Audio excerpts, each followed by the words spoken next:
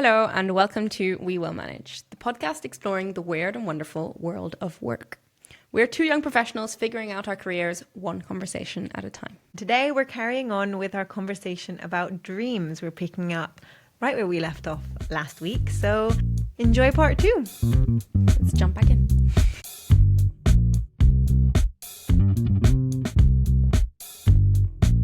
So, another thing that I've also heard people talk about is, I don't know if you ever have, is astral projection. Oh, is that when you come out of your body? Come out of your own body. And that's something that, again, people have related a lot to lucid dreaming. So yeah, what it is the belief that your consciousness separates from your physical body to travel to a different non-physical astral plane. That's what astral projection is. And how it feels is that people often describe it as an out-of-body experience where you feel you're floating outside your body and observing the world from a different perspective. Have you ever had anything like this? Have you ever experienced astral projection in any kind of way? I don't think so, but it really rings a bell. Yeah. What I've had, which I don't think really counts, but I've had astral projection inside my dream where I've been, which is really weird. I know that I'm watching myself in a dream. Okay. But it's not because people who talk about astral projection, they will see themselves in their bed Sleeping, and they're out, it's so that's never happened to me as far as I remember. See.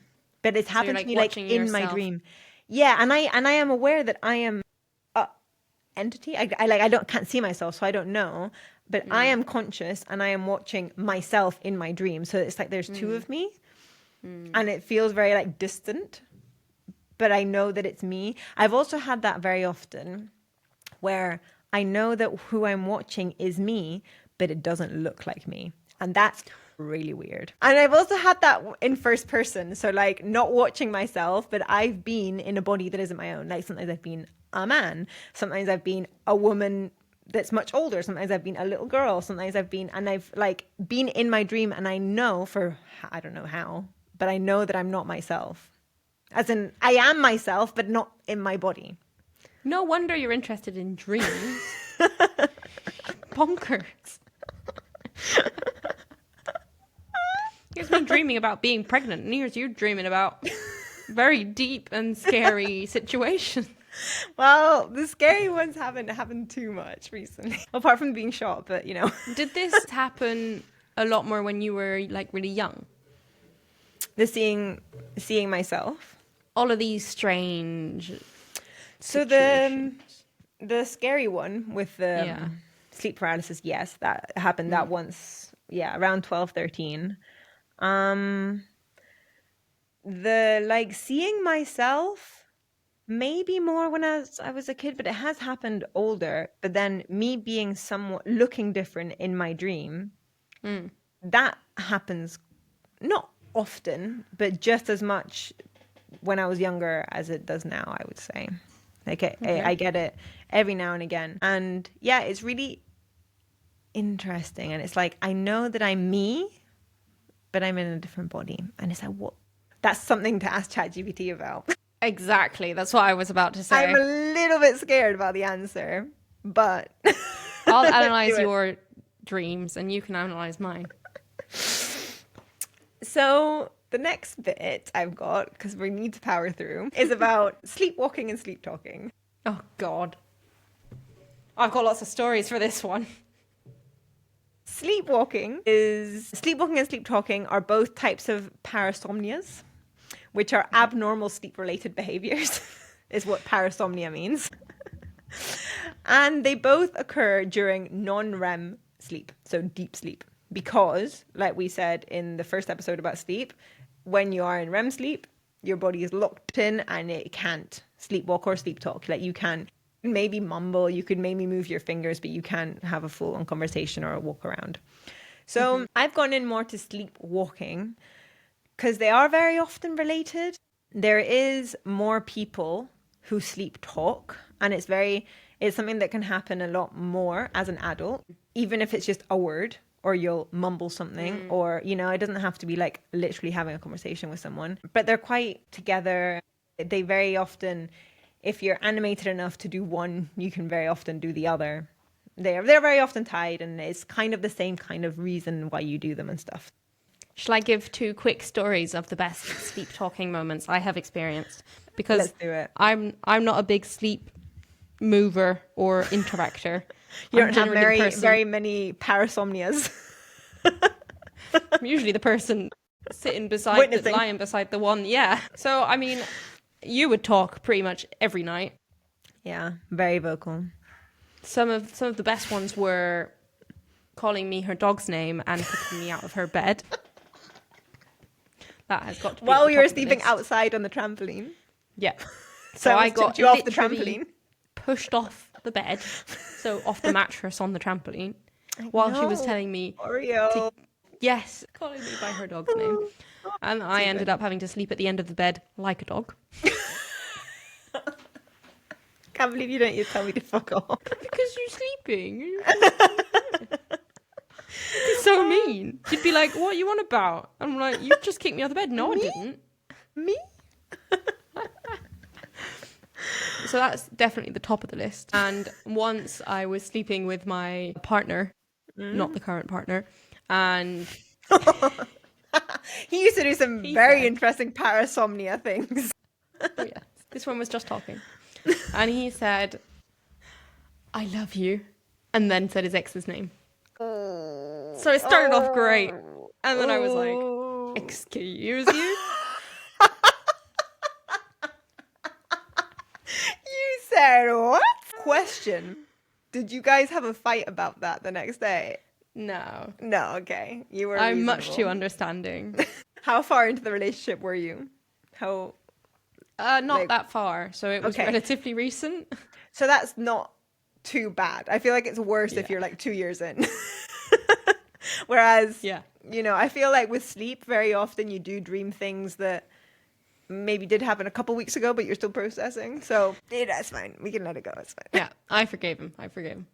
But yeah, I think those are my top 2 presencing people's sleep talking. I still sleep talk a lot. My partner now just doesn't even wake up to it. When I went to visit my mum in that week, I think I slept talk almost every night because she's quite a light sleeper. And in the app that I have that we talked about that can also like help you wake up, which I don't really use it for that because I don't wear my Apple Watch, so I don't know how well it works if you don't have a smartwatch. But it also, you can have it that it records during the night. Which the first time I was like, that's flipping, as in record sound, not images. Yeah. But I was like, that's really creepy. It took me a while to build up the courage to do it. But I have had some hilarious recordings of myself. There was one that I actually sent to my sister and I was like, I think I was dreaming of you. And literally all I go is, que tonta. Que tonta. For those who don't speak Spanish, that means you're such an idiot. Such an idiot in female to a female. I also had one while I was sleeping at my mum's, which was because horses and stuff, where I started going on about how fat one of her horses were. I was like, Biscuit's too fat.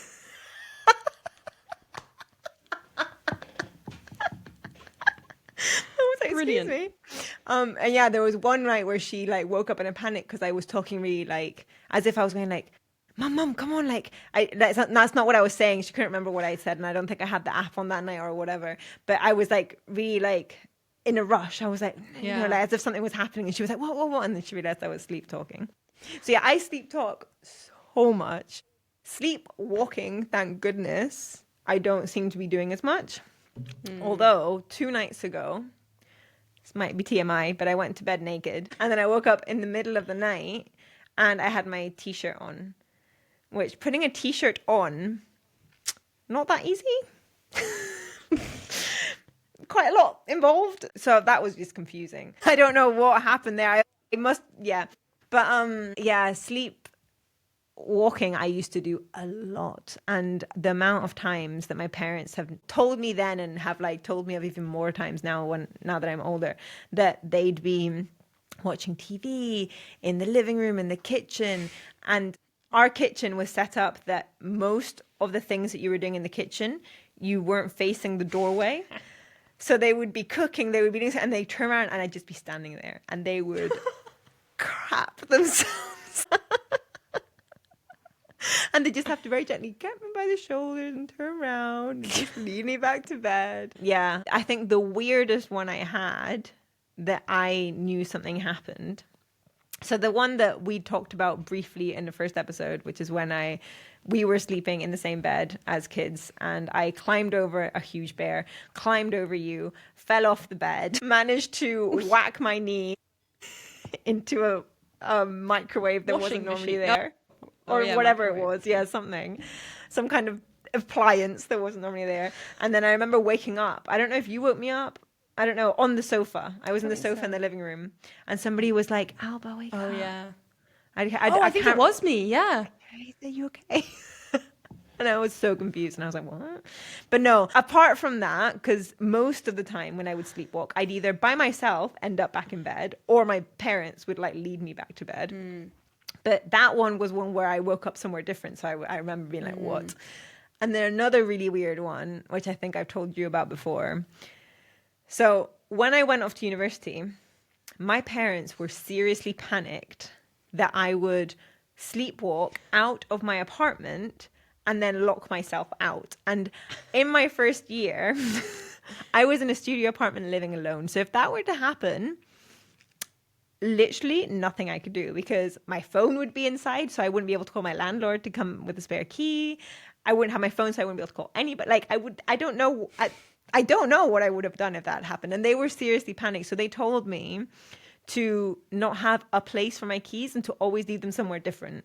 And obviously lock the door. So lock the door and then put the keys somewhere different, because that is one thing about dreaming, that sometimes you dream about what you just did, but normally it is like a bit routine, lag. Yeah, like it's a bit behind, and especially with things like that, like if it's not routine. But yeah, in that apartment, the first time I had my friends from university over for dinner, and they all left. No one slept over because it was a tiny studio apartment. And they left and it was such a mess, just because it was like 5 people in this tiny apartment having drinks and having food. And it was such a mess. And it really, really bothered me. But I was so tired. I was like, I'm going to bed. I'll sort it out in the morning. I wake up in the morning. Everything's tidied away.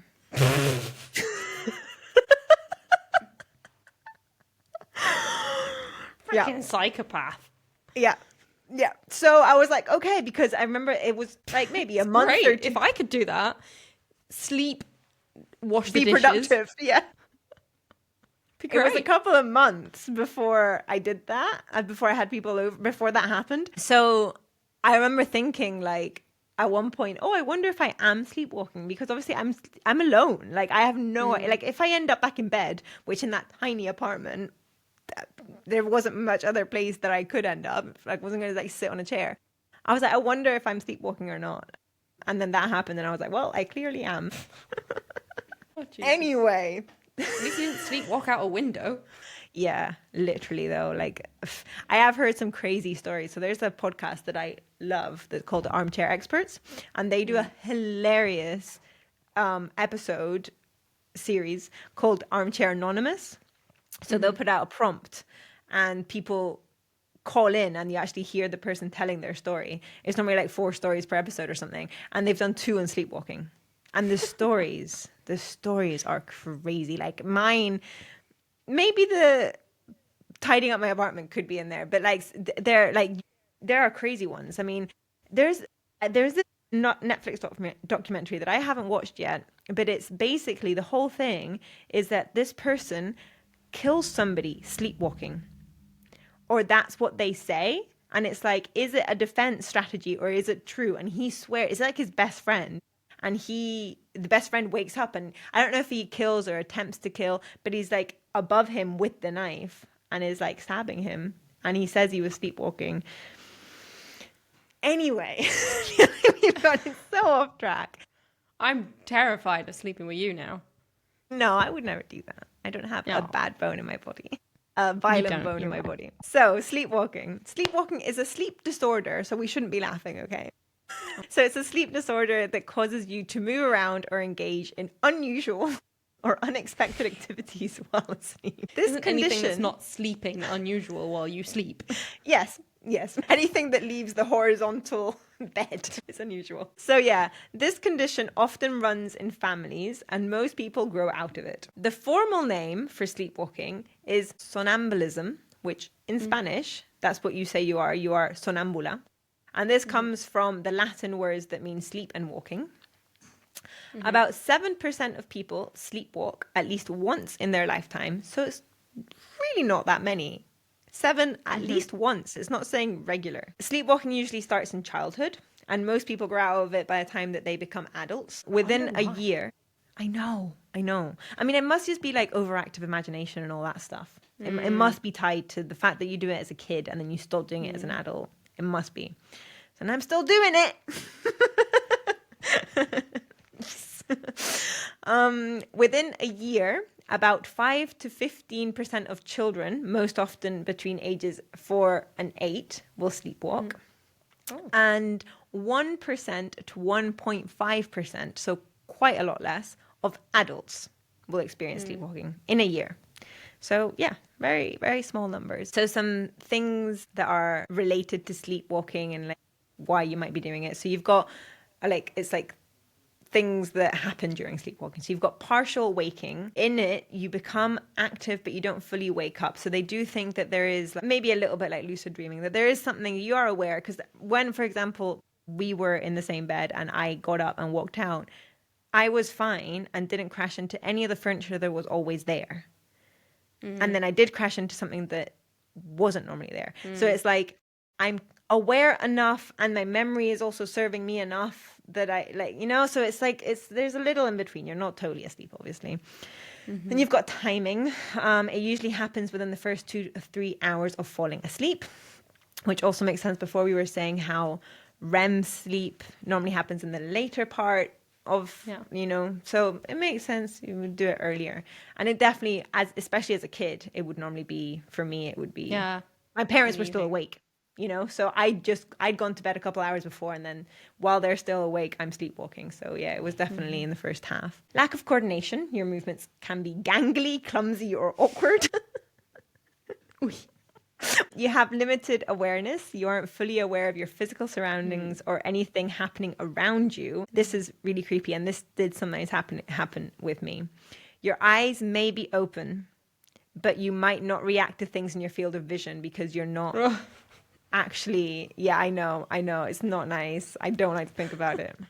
Because also, as you're not actually using your eyes, they very often can be rolled or partially rolled backwards, so you might just be seeing someone's white of their eyes. Like, I'm so sorry if anybody's ever seen me like that.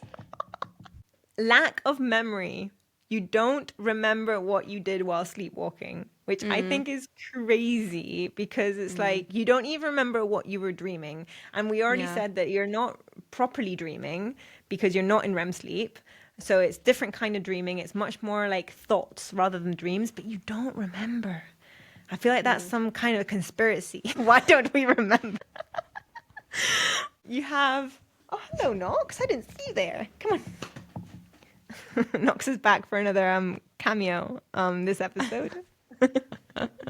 You want to see him over on YouTube? He's trying to get people over to YouTube. That's all he's doing. Yeah. You've got limited complex abilities. An example of this would be not being able to unlock a door because you can't access the problem-solving skills and coordination abilities that you need. So parts of your brain aren't functioning as they should be to do certain things. Can I just... Your sound just did a glitch that it has never done before. And it was like the glitch that you get in horror movies. Oh my God. After I said that it's a conspiracy and talking about sleep paralysis and all sorts. Oh my God. This should have come out on Halloween. It's the nightmare before Christmas now. Oh my goodness. Right. Then we have dream acting. You might act out behaviors that line up with the dream you're having, but we don't know because that's something like they think that might be happening. Which, when the sleepwalking incident that we've been talking about when you and me were in the same bed, I spoke there as well. So obviously, and then I like chased out after I was like, can act it out. Ready? I'll do it in Spanish first. Espérame, esperaro, tío. and then just stomping out the door. Yeah. So in English, that means, wait for me, guys. Yep. So yeah, sometimes this is inside of the dream acting. Some people may pee in unexpected places. Can you hear that? Yeah. Do you need to say something? What are you doing, Knox? Anyway, This yeah, episode some people is getting terrifying. Yeah, let's keep going. Sometimes people may pee in unexpected places or talk in their sleep. I don't think those two go hand in hand, but we're talking about dream acting. So I guess that is something that a lot of people I've heard talk about, which I've never experienced, but people will like, when they're staying in a house, as in I've heard this story in a few different podcasts. I think one of them was in the sleepwalking thing. Another one was on another podcast that I love called Help I Sexted My Boss. I think it was just a personal story that staying at a house that isn't your own, so like a friend's house, in a sleepy state, they've gone to go to the toilet and they've walked into like a different bedroom and just thought it was the toilet and just started peeing into the corner. Like I say, not something I've ever experienced, but in their mind, they're in the toilet. So it's like they're sleepwalking. I don't know, very strange. Anyway, and then the last one, which thank goodness I've also heard people experience this, and thank God I never have, which is sleep eating. You may eat things that you wouldn't normally eat, like inedible items or food high in carbs, which is hilarious that's that, but like that. Get up and start eating, I don't know, pasta. You may find uncooked or partially cooked food in the kitchen or bed and may gain weight from the calories consumed during sleep. What are you on about? Again, haywall. No, I have heard stories of people that this happens while they're sleepwalking. So that's it. And then as the last thing in sleepwalking, we've got a little like paragraph about what causes sleepwalking. Experts, like anything to do with dreaming, aren't sure why sleepwalking happens. The only possible sleepwalking cause that researchers can pinpoint with any certainty and that they can all agree on, at least for now, is genetics. Children, which again doesn't make sense because why? Okay, I'm doing it because of genetics, but why is my parents doing it? Okay, but like who started it and why? I don't know. Chicken and the egg. Yeah, exactly. Children of sleepwalkers are more likely to sleepwalk too. If one parent has a history of sleepwalking. Good luck. I know, right? I'm going to have some spooky things happen with my kids. I'm going to hate it. What if we gang up on my partner? Joint sleepwalking. Anyway, if one parent has a history of sleepwalking, their child has a 47% chance of also doing it. And that goes up to 62% chance if both parents have a history of sleepwalking. Research also links a specific gene mutation, and then you've got very long numbers and HLA-D, to a higher risk of sleepwalking in people who are white, which is myself. So maybe I have this gene mutation. Who knows? Anyway, I could have gone further deep into it, but like about that gene and all that, but like let's get to the flipping point already. To finish this episode off, how are we doing? I said to Saoirse this might be a two-parter. All right, we're doing an hour and 11 minutes, so we'll see. I feel like there's not much to cut out, so this might be two shorter ones, but we'll see. To finish off, this is where I find this topic incredibly interesting, and there's something here that I think, see what you think, that we can do a whole We Will Manage Mondays about. The last thing I delved into inside of dreaming is shared dreaming. So I don't know if you've ever heard of this. Two people who have the same dream or a similar dream. So I searched, has anyone ever had, have two different people ever had the same dream? And the answer I got was yes. Two or more people can have the same dream. And it's a phenomenon known as shared dreaming or mutual dreaming. This can happen with people who are close, like family members or spouses, and sometimes reported by strangers, often on the same night. Even if your families or spouses having the same dream, I actually went down a like Reddit like thread Rabbit hole. like yeah, wanting to like hear stories of like people who have had this experience. A lot of them were talking about them and their sister or their best friend because it's people that they've talked to about. I don't know how they've got the stats of the strangers, because obviously like how would you know, like I don't know if it's a sleep study, I don't know, but like all the stories that I saw on Reddit were like me and my sister had this situation where, you know, and very often it's the same dream from different perspectives, which I'm like, what? Yeah. So anyway, while an identical dream is rare, it is very common for people to share similar dream themes or elements due to similar life experiences, which understandably, you have this big experience with your partner and then you both go to bed and have a similar dream. That's fine. It's the ones where it's literally like the same storyline. It's not like, so we're moving tomorrow. If then tomorrow night, both me and my partner had a dream about moving, or even if tonight we had dreams about moving tomorrow, like it wouldn't be that weird. But if we had the same dream, that would be very strange. But anyway, why shared dreams can happen. We've got a couple different like theories. Shared circumstances. So people going through the same situation, like a family crisis or a major life event, may have dreams with similar themes and symbols, which that I can understand and get on board with. Then we've got emotional closeness. So just individuals with a strong emotional connection to spouses, twins, or parents and children may experience shared dreams. There already it's getting a little bit strange, because there you're not saying it's because something's happened. You're just saying it's because you've got a closeness. And then this is the last one, which I'm like, oh my God. So we've got the telepathic theory. Some theories, like Carl Jung's concept of a collective unconscious, suggest there would be a shared psychic space that allows for communication of connection through dreams. And I've put "We Will Manage Mondays" next to this, because there is a whole thing out there about how, like, there's all sorts of theories about how dreams are like when we open ourselves up to being able to experience things that we wouldn't normally be open to experiencing when we're awake, because we're too like cynical, like we just think, no, that's impossible. You know, even if you just think of like the fact that we can dream about flying when we know that is impossible as humans, you know, because of that kind of thought process, we go to, when we're dreaming, we're fully open. Our brain is fully open. And from that base theory is where all these kind of crazy theories come from. So, for example, the fact that there might be a collective unconsciousness that is something, it's a little bit like, I had a really interesting conversation with my mom about this. It's something that we as humans are very disconnected from, but that we used to be a lot more connected in a very almost telepathic, like if you say, as soon as you say telepathic, people like automatically like switch off because they think like that's, you're talking nonsense.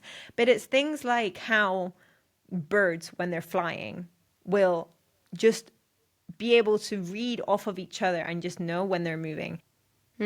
Like group of fish, you know, horses, when they're galloping through a field, without saying anything, they move in synchronicity.